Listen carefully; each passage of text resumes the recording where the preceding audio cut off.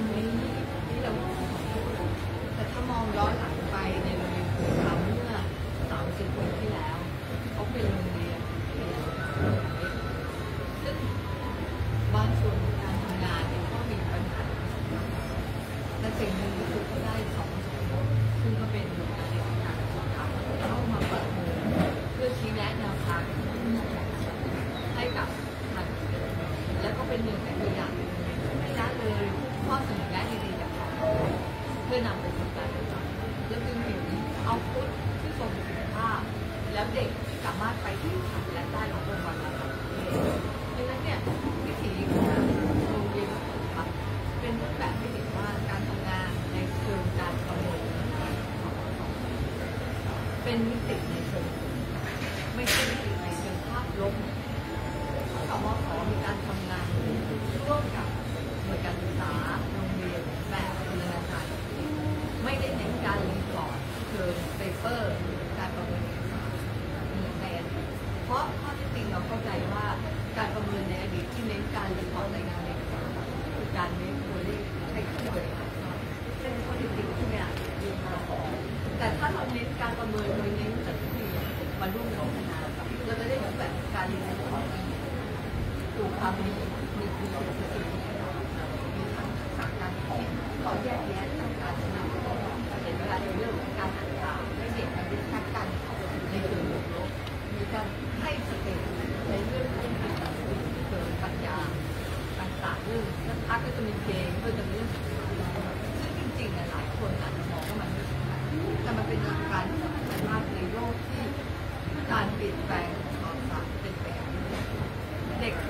ค้นพบแล้วว่าอย่างคนทำไมผู้ปกครองเด็กเข้าสู่การมีสภาวะคนที่เป็นสมาธิสั้นเสียไม่รู้ตัวเพราะเราเสพสื่อสั้นๆด้วยติ๊กต็อกไม่ถึง1 วินาทีไม่ถึง30 วิเรียกความสนใจนั้นการใช้เรื่องของสติสมาธิเข้ามาในโลกมันจะเรื่องการมีนาฬิกาเอาหลักการเหล่านี้ฐานที่ได้ต่อร่างสร้างตัวม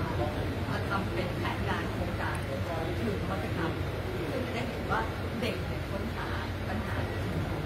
แล้วก็นำไปสู่การออกแบบและมุ่งแก้ปัญหาที่เป็นรูปธรรมสิ่งเหล่านี้สะท้อนเลยว่าแนวทางของสมศในการเรียน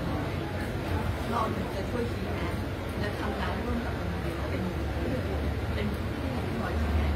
จะทำให้โรงเรียนใหม่มีประสิทธิภาพทีนี้หลายคนก็อาจจะแบบว่าแต่ทำไมคุณครูเรื่องพลังงานเป็นอะไรบ้างหรือกำลังจะเข้าสู่เกณฑ์การประเมินละตอนนี้ในโลกออนไลน์มีกระแสว่าการประเมินสมศมีข้อที่แนะที่ดีแล้วก็มีข้อจำกัดอันนี้ก็เป็นโจทย์สมศผู้บริหารสมศค่ะก็ท่านก็จะรับฟังทำความเข้าใจกับเด็กเพิ่มขึ้นเพราะว่าในส่วนในเรื่องตัวชีวัดที่ผมบอกก็แทนแล้วก็มีเป้าไปที่การนำออกเพิ่มก็คือไม่ได้สร้างภาระก็คิดว่ามิติสมศวันนี้จะเป็นมิติใหม่ที่สร้างสรรค์สิ่งเรียนรู้กับโรงเรียนไปเรื่อย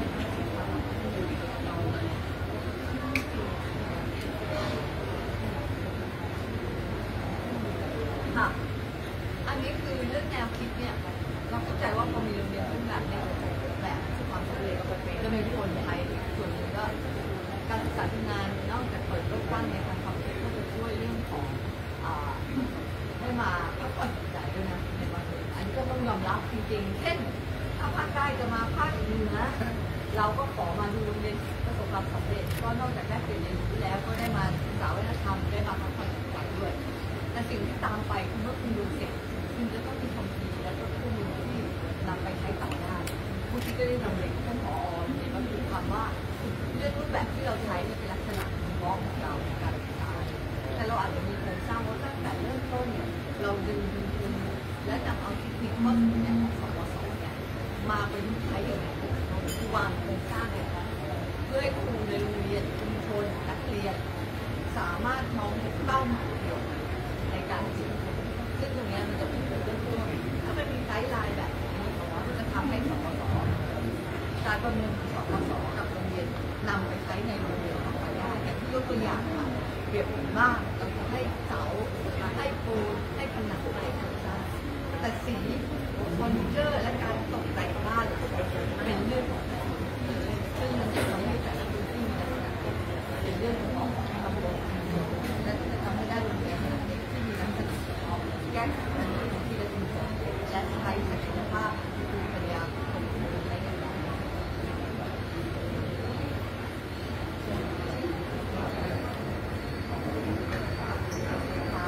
พี่พิมพ์เดี๋ยวเขาประสานมาครับ